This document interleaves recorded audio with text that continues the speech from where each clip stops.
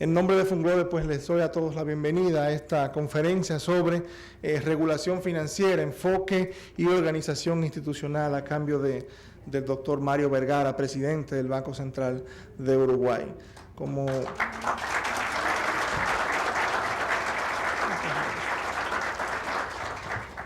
Como todos ustedes podrán constatar, primero por la presentación que realizará el ingeniero Ramón Núñez sobre Mario, podrán constatar la amplia experiencia con la que cuenta en temas de administración pública, finanzas públicas, regulación financiera y todo lo que tiene que ver con temas de fiscalidad, regulación y finanzas públicas.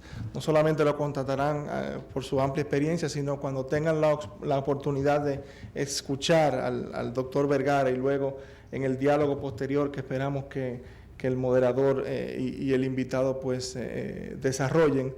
Creo que tendremos toda la oportunidad de disfrutarnos de una experiencia bastante interesante, rica y edificante sobre un tema que siempre ha pues ocupado un espacio importante en la agenda prioritaria de la República Dominicana, el tema de la regulación financiera, pues tanto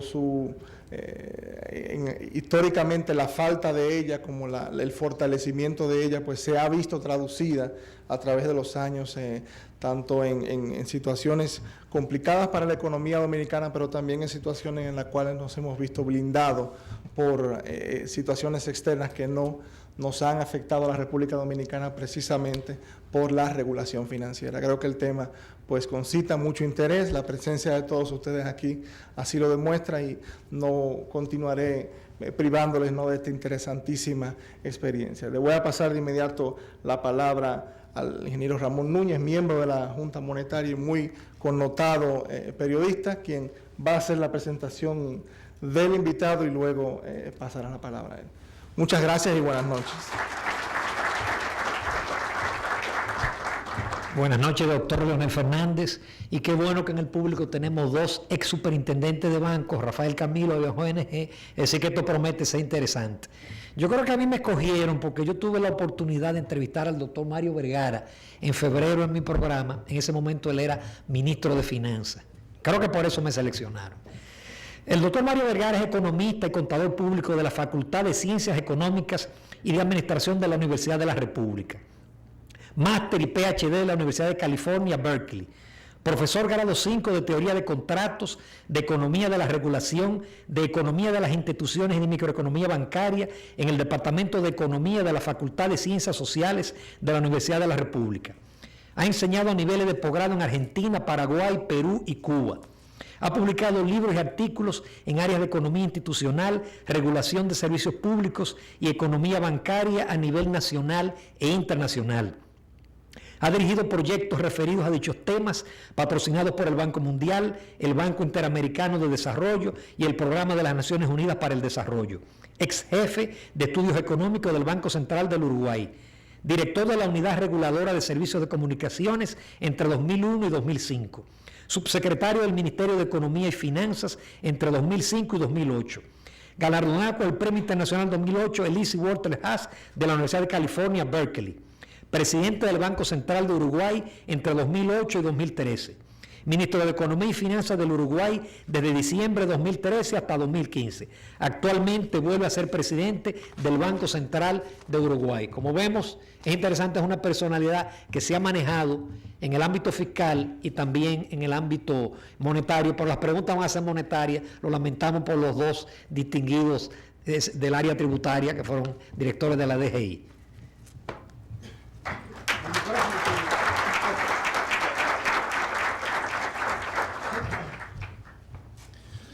Bueno, muchísimas gracias. Voy a subir, disculpame, tengo que subir un poquito el micrófono por razones obvias. Realmente es un privilegio estar aquí en Funglode, la posibilidad de intercambiar ideas, de transmitir experiencia, de recoger también experiencia en temas que seguramente nos importan mucho a todos. Un privilegio que nos acompañe el doctor Leonel Fernández en esta instancia también, y también mi agradecimiento al Ministerio de Hacienda. Este contacto se inició con el viceministro Magín Díaz y después con el apoyo concreto de Muriel Alfonseca y de Raúl Ovalle, poder haber hecho realidad un poco esta posibilidad. Reitero, que no es más que intercambiar ideas, transmitir opiniones, transmitir cuestiones de fundamentos económicos.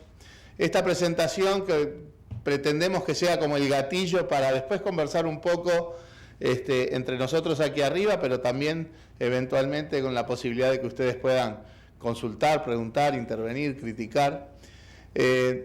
La vamos a concentrar en los temas de la regulación financiera, y ya de pique el título quiero enfatizar el hecho de que dice regulación financiera y no regulación bancaria. Eso va a ser parte de la discusión y va a tener tanto una vertiente conceptual, de perspectiva, de enfoque, de fundamentos económicos, como de su aplicación también con base conceptual a la forma en que se organiza el Estado para hacer la regulación financiera. Por eso hablamos ahí de que vamos a conversar sobre el enfoque regulatorio, pero también sobre la importancia y la discusión de las formas de organizar institucionalmente la regulación financiera en el país.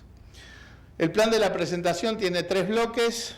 El primero es hablar un poco de la importancia de la estabilidad financiera en el marco de la política económica. Estos no son estamentos separados, nosotros tenemos que integrar el enfoque regulatorio y el objetivo de la estabilidad financiera en un contexto global de estabilidad macroeconómica, para luego sí focalizarnos en la regulación financiera, por qué se regula, por qué procuramos que el sistema financiero opere con seguridad y estabilidad, por qué los bancos o las instituciones financieras se regulan como no se regulan las panaderías o las carnicerías, ¿sí? Para luego hacer final un aporte adicional vinculado a lo que podemos evaluar como una metodología para evaluar los riesgos de la estabilidad financiera. Pero lo que más nos importa está en la parte central de la presentación. Empecemos con ubicar la estabilidad monetaria y financiera como parte integrante de la política económica, como parte integrante de la necesidad de mantener equilibrios en las políticas macroeconómicas y la estabilidad financiera, y que por lo tanto el diseño global de las políticas económicas regulatorias tiene que tener consistencia.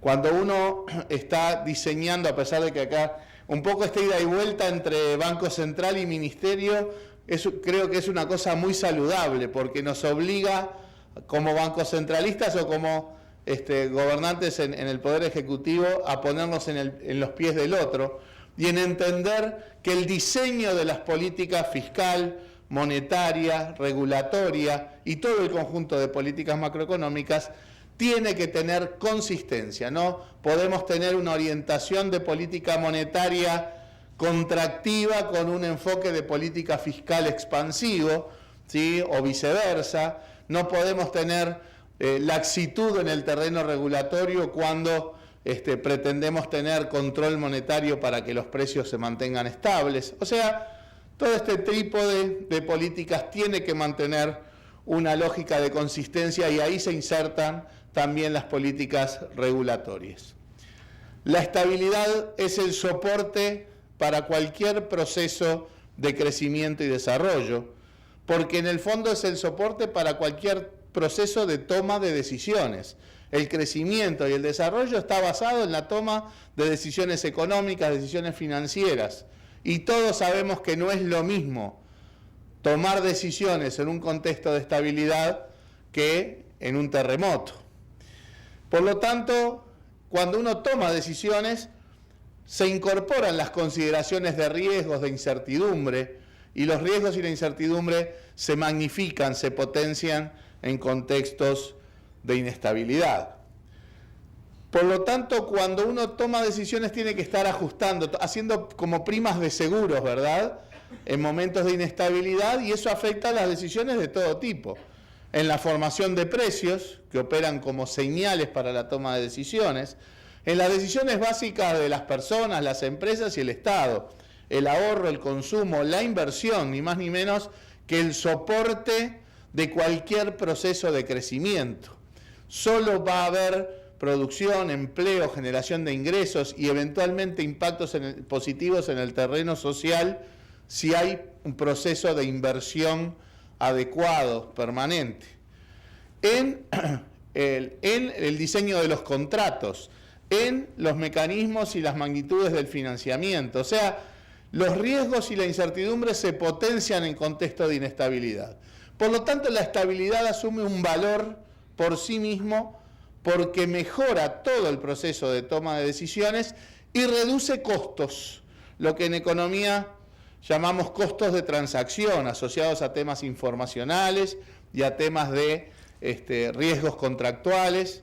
O sea que la estabilidad ayuda y abarata, facilita la toma de decisiones y reduce los costos de tomar decisiones. Por lo tanto, contribuye a las ganancias de eficiencia y de productividad en el sistema económico. No hay experiencia que nosotros conozcamos de crecimiento y de desarrollo sostenido basados en contextos de inestabilidad macroeconómica o de desorden en el terreno financiero. En las experiencias de crisis que tenemos en América Latina, Uruguay es un ejemplo, pero creo que estamos muy acompañados en casi todos los países de América Latina que hemos tenido, ¿sí?, un número importante de crisis en las últimas 5 o 6 décadas.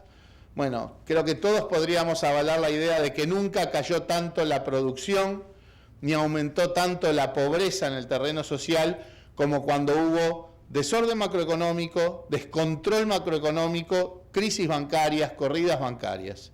O sea que la estabilidad tiene un valor en sí mismo y despreciar la estabilidad, tanto en el terreno de la estabilidad macroeconómica, de precios, como la estabilidad financiera, es sinónimo de despreciar el impacto de la inestabilidad sobre todo esto que decíamos, la producción, el empleo, los ingresos familiares, la pobreza, la desigualdad, y cuando todas esas cosas se deterioran, también se deterioran los valores en la sociedad. Por lo tanto, la estabilidad tiene un valor en el terreno de la toma de decisiones económicas, en el terreno de las decisiones financieras, pero también en la consolidación de la institucionalidad y los valores democráticos.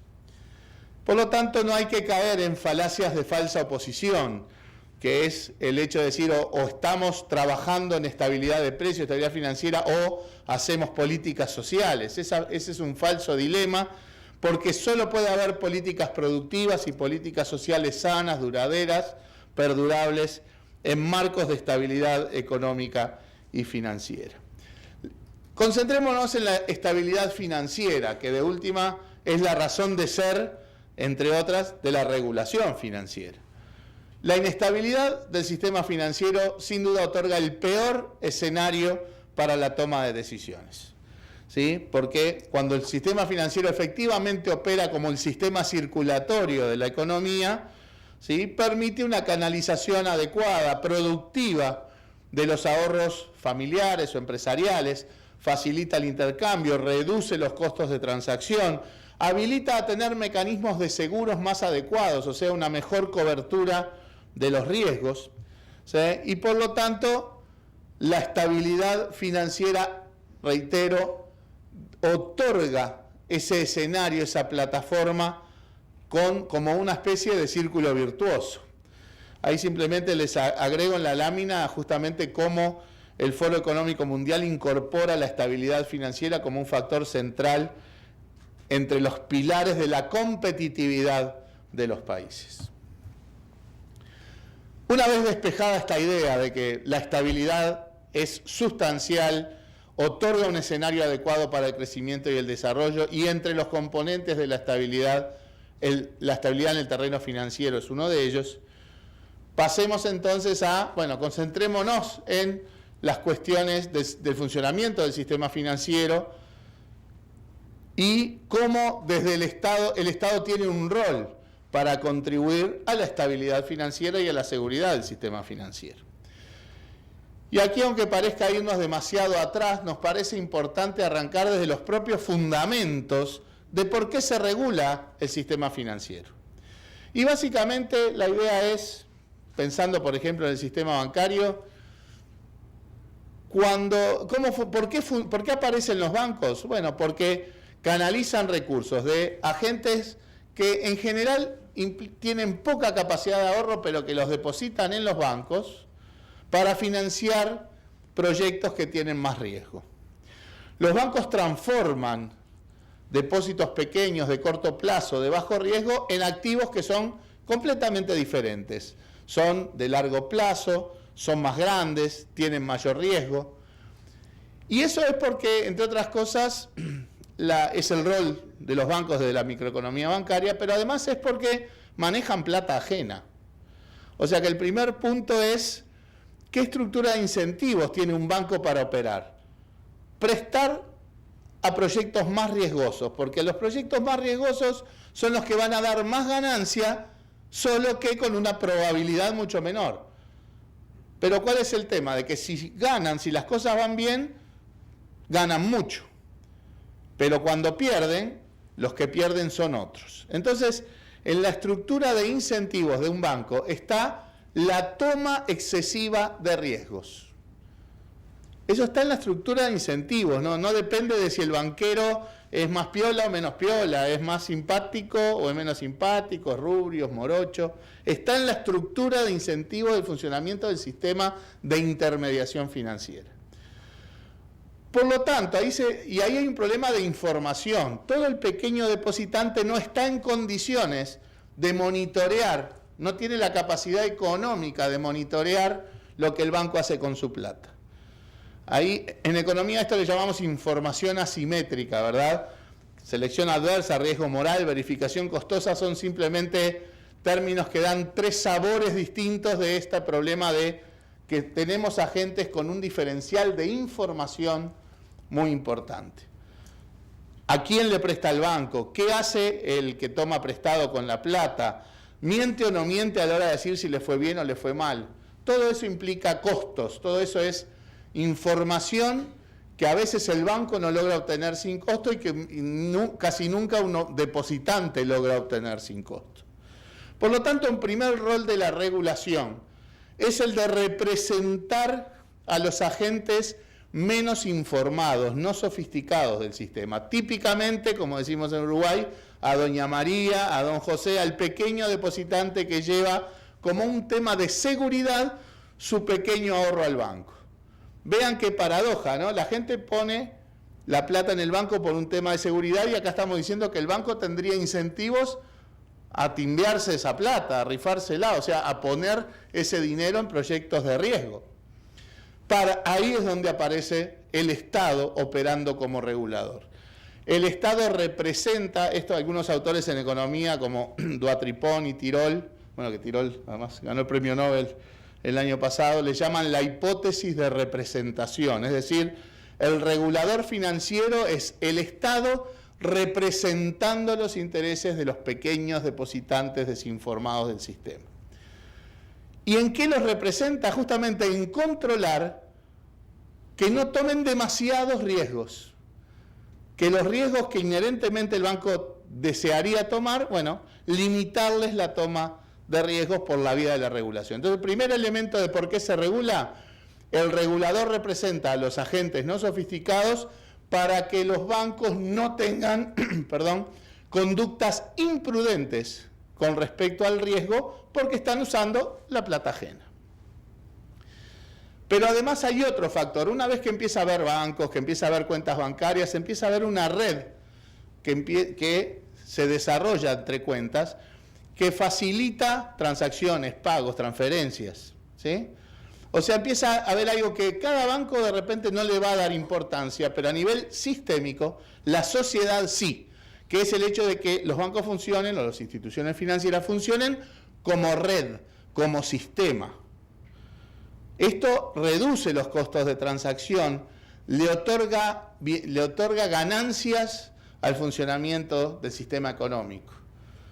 En economía esto le llamamos que esto es un bien público, surge como una externalidad positiva. No está en el objetivo de cada banco proveer este acceso a las redes, al sistema de pagos, al funcionamiento sistémico, pero de hecho eso sucede y tiene un valor. Esa es la segunda razón por la cual el Estado debe regular el sistema financiero como no regula las panaderías.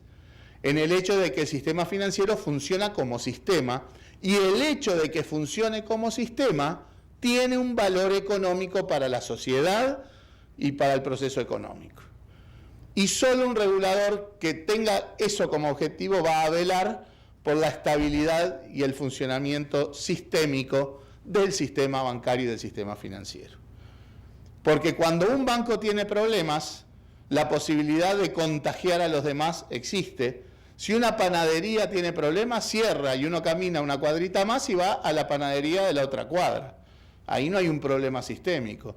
Pero cuando un banco tiene problemas, puede, por sus interrelaciones sistémicas, contagiar a otros, además de la afectación de la credibilidad, la reputación y la confianza que están en la base del funcionamiento del sistema financiero.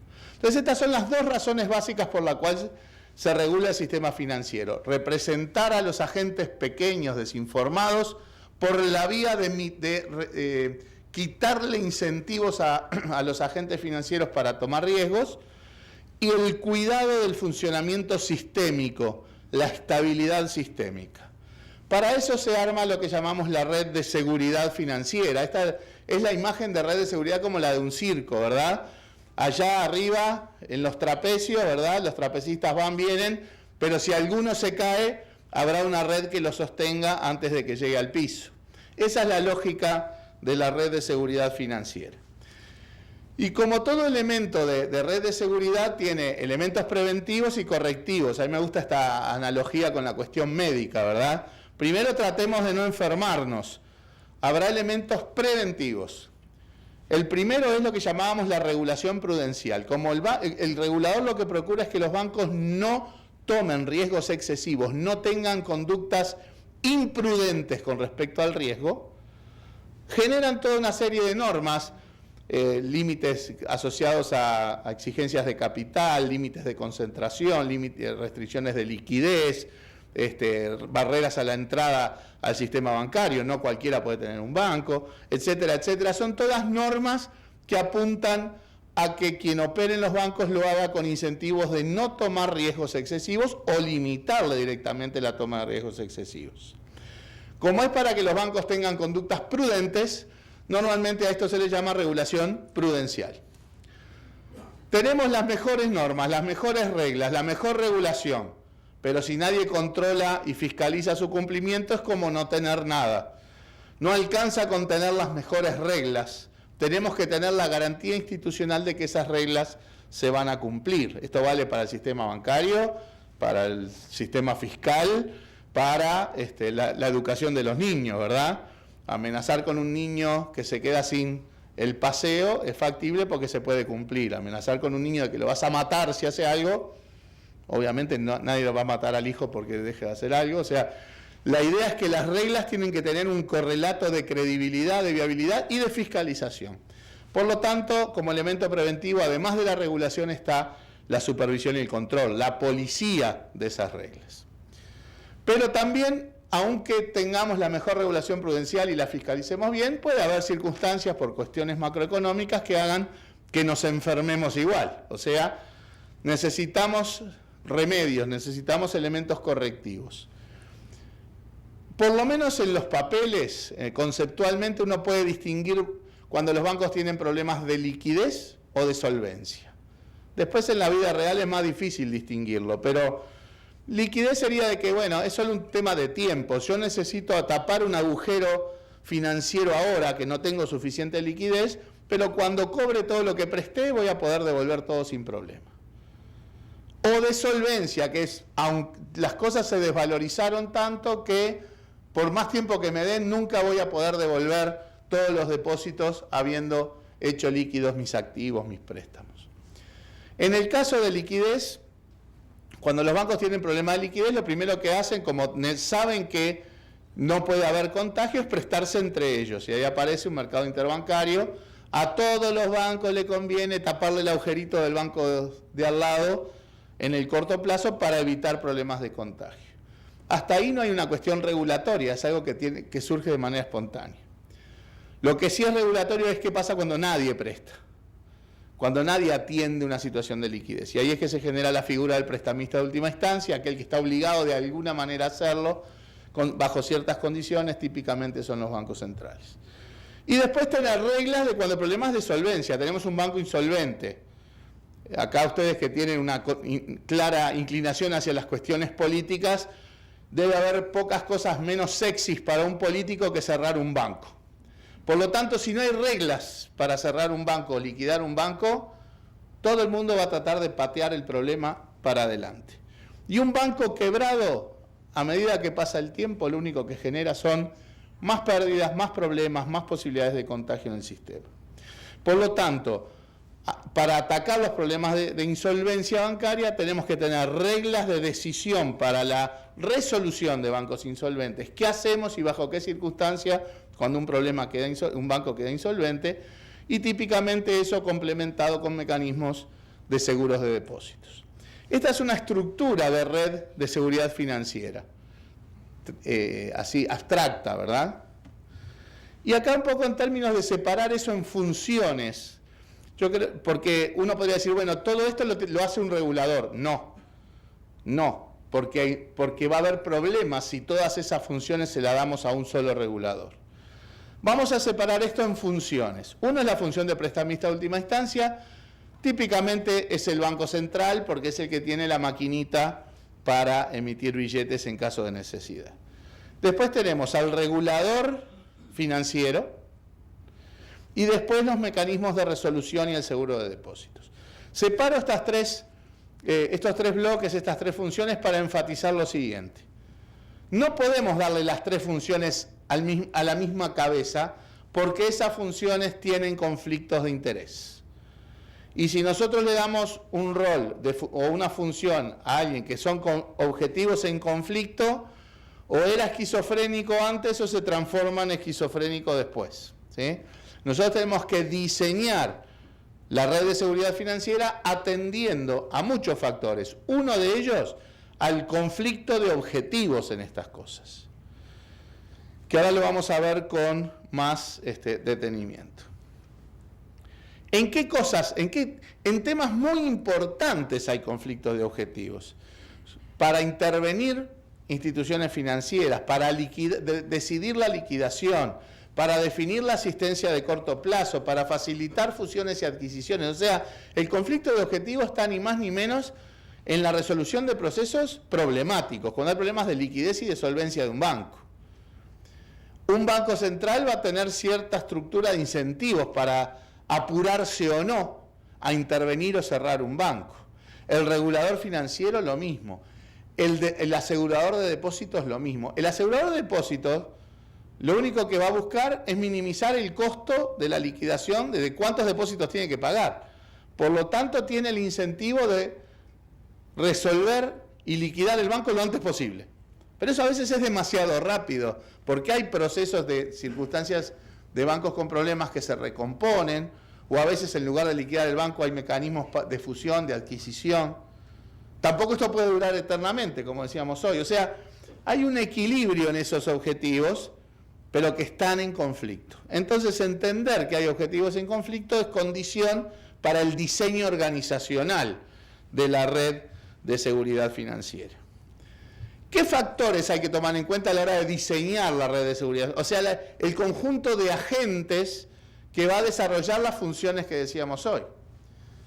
El primero es hacer explícitos los conflictos de objetivos, sobre todo cuando los objetivos tienen conflictos más severos. Entre un banco central y un regulador financiero hay algunos conflictos de objetivos, pero son manejables, no son intensos.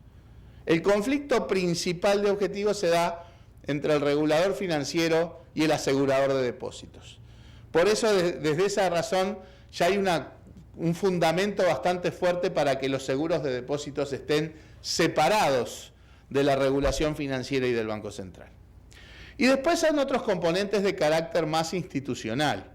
Y ahí es donde uno puede discutir si el regulador financiero tiene que estar dentro o fuera del Banco Central, y después vamos a discutir si tiene que ser uno solo o estar separado por mercados. Y hay factores institucionales para considerar. La fortaleza institucional relativa. Nosotros queremos reguladores fuertes. A veces por decir que los separamos en realidad los podemos debilitar institucionalmente. El hecho de sacarlo o no de un banco central puede ser un factor de fortaleza o no. De acuerdo a cómo esté diseñado, que estén bajo el paraguas del Banco Central, pueden tomar prestado credibilidad, reputación y fortaleza institucional. Eso depende en cada país de cómo es la constelación de elementos de credibilidad, de reputación, de capacidades, ¿sí? Y en el mundo, de hecho, uno ve organización de esto de todos los tipos, ¿no? Yo creo que lo relevante es entender que se ponga donde se ponga, uno tiene que asegurar la fortaleza institucional del regulador. Si es bajo la égida del Banco Central, diseñaremos la forma de que el regulador financiero tenga una amplia autonomía, aun cuando esté bajo el paraguas del Banco Central, si necesita tomar del Banco Central la fortaleza institucional, la credibilidad y la reputación. Hay otros bancos centrales que no tienen credibilidad ni reputación, por lo tanto ponerle un organismo adentro no ayuda en nada en términos institucionales. En fin, cada caso es un mundo, pero acá lo que tratamos de transmitir es una forma de razonarlo. Obviamente es imprescindible promover la autonomía operativa del regulador, las decisiones regulatorias, sobre todo las cotidianas, no pueden politizarse, digamos, porque no hay forma de hacerlas consistentes. Hay que mantener una lógica de credibilidad regulatoria, evitar la indulgencia regulatoria, sobre todo cuando tenemos bancos públicos, que a veces o no se le aplican las mismas reglas o en los papeles se aplican las reglas pero nadie se las controla. Ese es el peor daño que le podemos hacer, en primer lugar, a los propios bancos públicos, porque la regulación, si está bien diseñada, como decíamos hoy, va a ayudar a las instituciones a ser sustentables y a cumplir su rol, ¿sí? Si no, o van a ser herramientas de un proceso político, con lo cual eso da casi la garantía de la quiebra bancaria, o van a tomar riesgos excesivos que también llevan a la quiebra bancaria. O sea, el peor favor que le podemos hacer a un banco público es ser indulgentes desde el punto de vista regulatorio. Y evitar lo que se llama la captura regulatoria, o sea, que los agentes principales del mercado capturen el proceso regulatorio a su favor. Todas estas son condicionantes de carácter institucional que hay que tomar en cuenta a la hora de diseñar la regulación financiera. Y la organización. Este es otro aspecto que sé que es elemento de discusión en muchos lados, y es cuán centralizada tiene que estar la regulación financiera. Vamos a hacer una caricatura con estos 4 componentes: bancos, mercado de capitales, mercado de seguros y fondos de pensión. Tenemos que regularlos cada uno por su lado, tenemos que regularlos de manera integral los 4 bloques, tenemos que tener una superintendencia, por ejemplo, para bancos y capitales y tener otra de seguros y fondos. O sea, ¿cómo organizamos esta cuestión? Nosotros creemos que a partir de la experiencia de nuestras crisis y sobre todo también a partir de la experiencia de la crisis financiera global, hay un caso fuerte de avanzar hacia la centralización regulatoria. Primero, y esto lo vamos a ver con más detenimiento después, primero porque cada vez están más interconectados los agentes y los mercados. Hay crecientes interrelaciones entre los agentes que participan en todos estos mercados y por lo tanto capacidad de transferir riesgos entre mercados. Una cosa que aprendimos de nuestras crisis y de la crisis de Estados Unidos es que la zona de la institucionalidad financiera en la que explotan las crisis son las áreas menos reguladas. ¿Por qué? Porque si se regula de manera despareja, hay capacidad de transferir los riesgos en donde el riesgo es más barato, que es cuando está menos regulado. Y ahí explota todo. O sea, está clara la necesidad de que uno tiene que ver la regulación del sistema financiero de manera cada vez más integral, porque la interacción entre agentes y mercados a esta altura es prácticamente ineludible. Eso se potencia cuando además quienes participan de todos estos mercados son los mismos agentes. En Uruguay tenemos estos casos, ¿no?, de conglomerados el banco es a su vez el dueño de la administradora de fondos de pensión y a su vez participa de la empresa de seguros y a su vez participa de los corredores de bolsa en la bolsa. O sea, cuando es el mismo agente que actúa como conglomerado, actúa con una lógica de incentivos, con una lógica integral. La regulación tiene que dar cuenta de esa visión de conglomerado y regular al conglomerado como tal. Ese es otro caso muy fuerte hacia la centralización regulatoria. Ir hacia un esquema de más centralización, es decir, de tratar de regular todo el sistema financiero en su conjunto, integrando fondos de pensión, seguros, mercado de capitales, bancos, tiene ventajas que nosotros vemos. Por un lado, tiene sinergias, hay menores costos burocráticos. La tecnología de regulación tiene lo que llamamos economías de escala y alcance. El problema central de la regulación es la información. Si 4 agentes tienen que pedirle la misma información al mismo agente, estamos multiplicando costos. Si tenemos un regulador centralizado, utiliza la misma información para el diseño regulatorio en todos los mercados. O sea, hay un aprovechamiento tecnológico en materia regulatoria. Lo otro que les decía, lo de la lógica de conglomerados. Si de un lado tenemos conglomerados operando y después un regulador que ve una cosa, otro regulador que ve otra cosa, otro regulador que ve otra cosa, el diálogo es difícil, la capacidad del conglomerado de desviar información es más factible, etc. Y hay que disminuir lo que se llama el arbitraje regulatorio. ¿Qué significa esto? Y que fue un tema muy importante en la crisis financiera del 2008. Acá la clave es que hay que regular para mitigar riesgos. Por lo tanto, la regulación tiene que llevar una carga al riesgo que debe ser más o menos la misma para el mismo riesgo, sin importar si estamos hablando de un banco, de una empresa de seguros, de un fondo de pensión o del mercado de valores. No importa su licencia, lo que importa es el riesgo que está tomando porque está usando la plata ajena. Entonces hay que regular en base a riesgo. Hay que otorgarle carga regulatoria en función del riesgo. Cuando tenemos distintos reguladores es factible que suceda lo que pasaba en Estados Unidos, que era un caos regulatorio, y en muchos de nuestros países. Y es que muchas veces el regulador bancario es más fuerte y el regulador de mercado de valores o de seguros o de fondos de pensión es más débil. Entonces es más indulgente. Entonces es mucho más dura la regulación, más costosa la regulación en los bancos. Bueno, los riesgos se van a ir a las áreas menos reguladas y vamos a generar entonces ese arbitraje regulatorio. Lo que hace es que el riesgo se vaya hacia las áreas que menos regulamos y generamos entonces un sistema más riesgoso. Todas esas son ventajas de la mayor centralización regulatoria. Hay algunas advertencias de la centralización que cada uno valorará en su caso concreto. Si habrá eficiencia derivada de especializarse en regular algo. Yo creo que ese valor cada vez es menor cuando tenemos conglomerados. O eventualmente una demasiada concentración del poder. En general, no tenemos casos en los que los reguladores son demasiado poderosos, ¿verdad? Esa no suele ser la circunstancia, mucho menos en América Latina. Por lo tanto, yo creo que las advertencias con respecto a la centralización regulatoria son bastante débiles y el caso a favor de la centralización regulatoria es bastante más sólido. Simplemente como enumeración, dentro de un marco legal de distintas leyes de bancos, de seguros, de seguridad social, de sistema de pago, de mercado de valores, de seguro de depósito, de lavado de dinero, de legislación de competencia y relaciones de consumo. Bueno, hay una red de seguridad financiera en Uruguay. Dentro del Banco Central nosotros tenemos de manera bastante autónoma la Superintendencia de Servicios Financieros, que es una única agencia regulatoria que regula todo el sistema financiero. Acá déjenme hacer esta salvedad. Lo importante ahí es la visión y el enfoque de las reglas. Después la policía sí puede estar más especializada. O sea, dentro de esta superintendencia se genera la regulación de todo el sistema. Después para ir a supervisar, uno sí después se separa en bancos, seguros, fondos de pensión.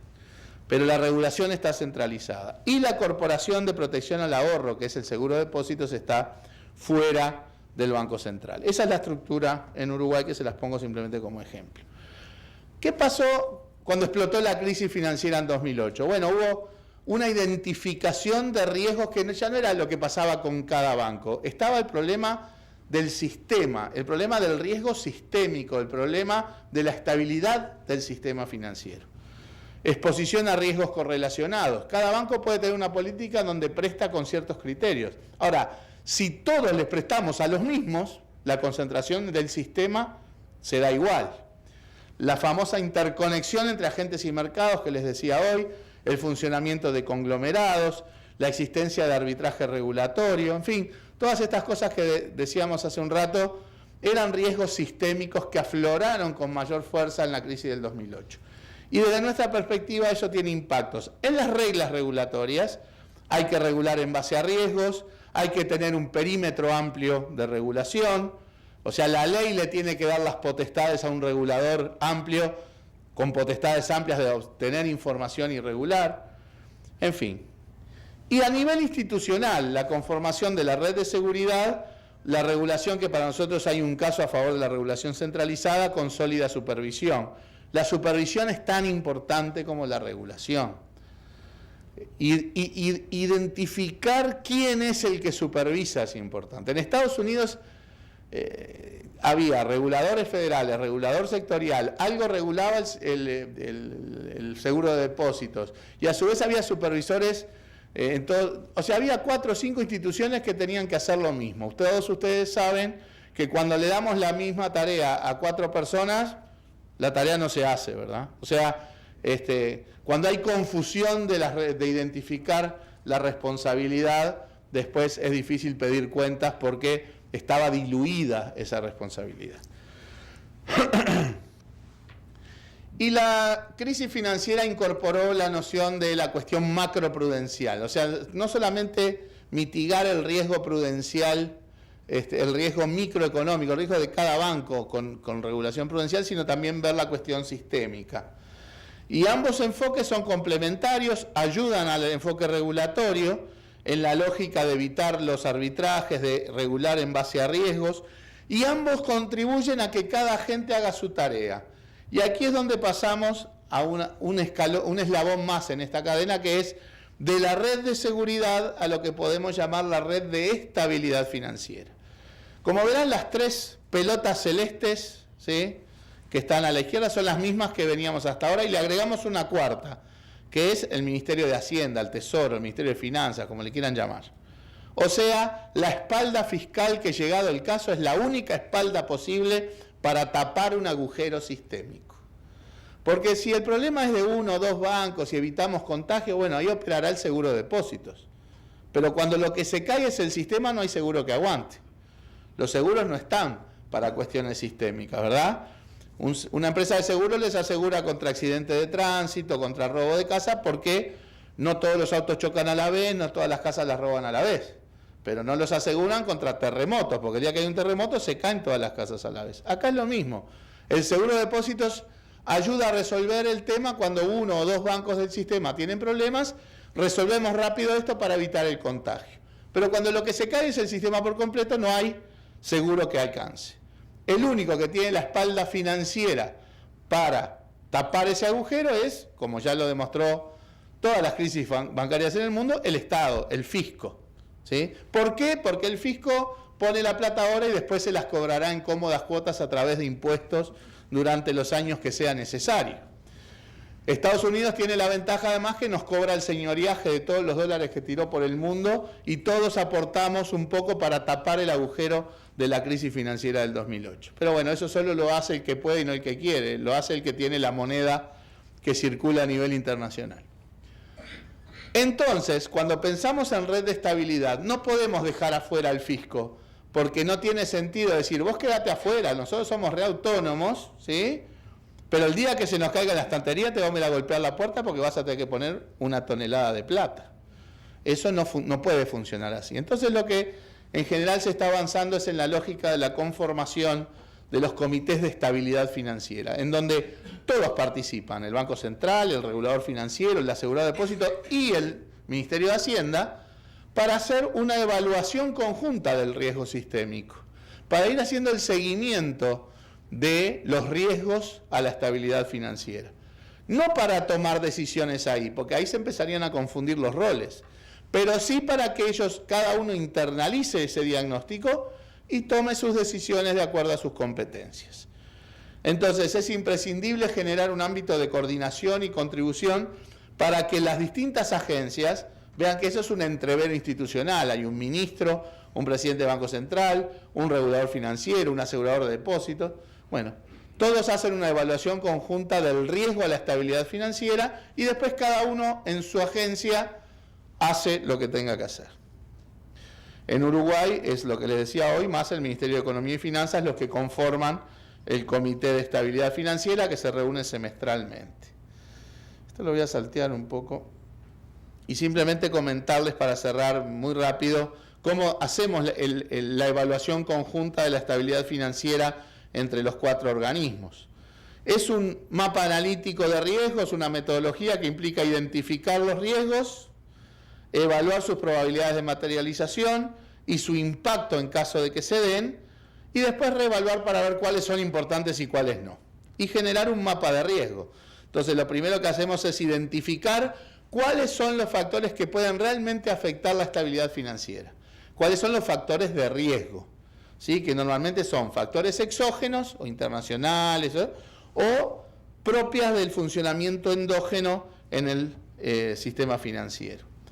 Como todo esto tiene que tener un horizonte temporal, el horizonte temporal es arbitrario, nosotros trabajamos con un horizonte anual y armamos una escala de probabilidades. La identificación de los riesgos implica materializarlos con alguna probabilidad en los próximos 12 meses y esa probabilidad va de baja a alta, graduada de manera gruesa.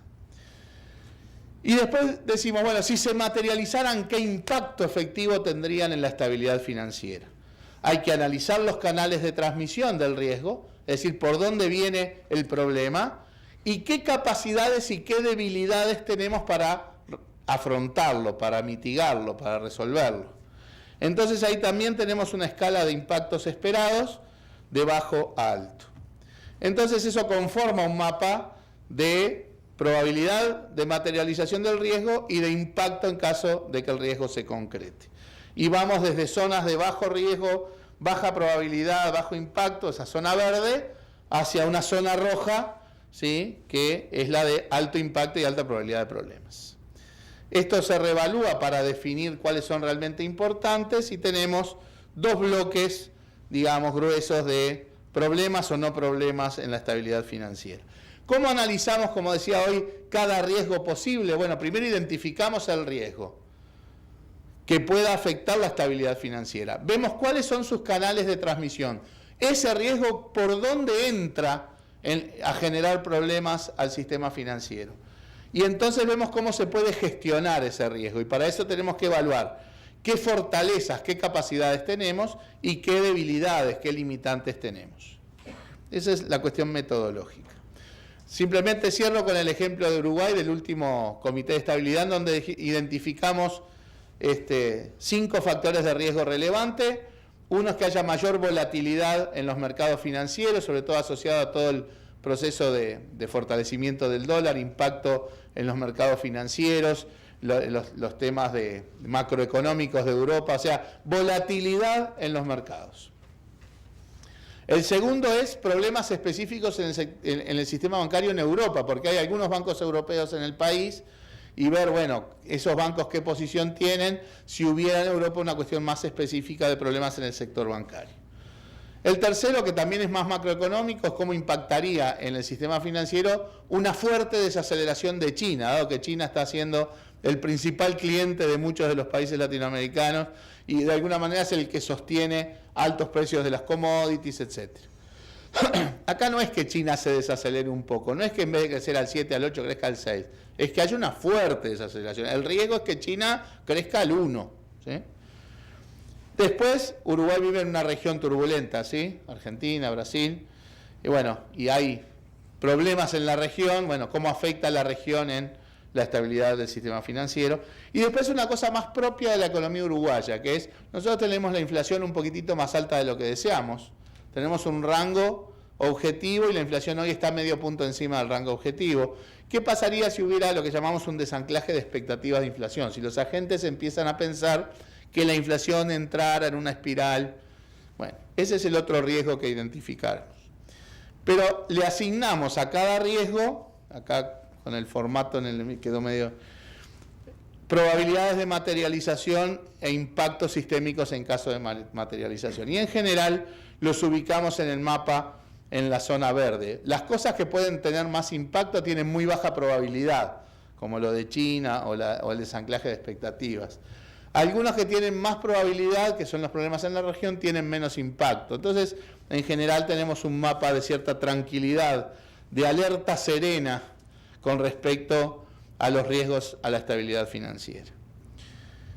Bien, esta era un poco una presentación, creo que el foco igual de discusión y demás está más en la cuestión conceptual de cómo organizar la regulación financiera, pensando en la centralización regulatoria, en el enfoque regulatorio de regular en base a riesgos, evitando arbitrajes, procurando internalizar la lógica de conglomerados, etcétera. Pero bueno, creo que hasta aquí es más que suficiente para activar una conversación, un diálogo y la inquietud de parte de ustedes. Gracias por la atención.